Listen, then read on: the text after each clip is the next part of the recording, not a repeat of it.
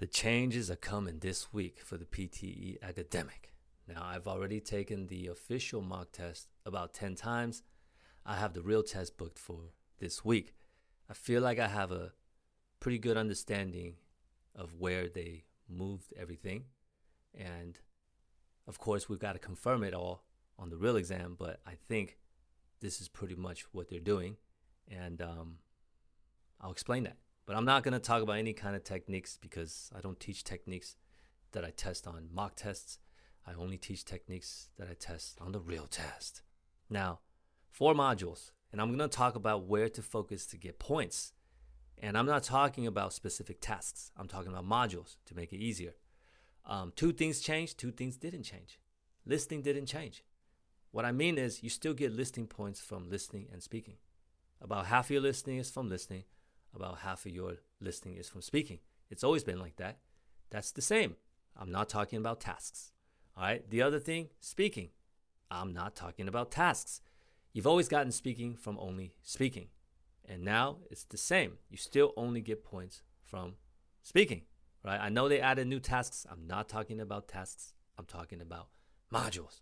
Now, what has changed is writing number 1, reading number 2. For writing, we used to get writing points from 6 different tasks. And the crazy thing was 2 of the tasks that gave the majority of the writing points were not even writing tasks. It was write from dictation and reading and writing fill in the blanks. You can get almost 79 if you're perfect on those 2. So unfair. And now the writing, you have 4 tasks that can give you writing points. 3 of them are the writing tasks. The other one, still write from dictation. So now the focus for writing points will be on writing. That makes more sense, right? It's fair that way. And then the reading. In the past, the reading, most of your reading points, I'll say about 40% came from read aloud. That's a speaking task. And then you have reading points from reading, summarized written text, and listening.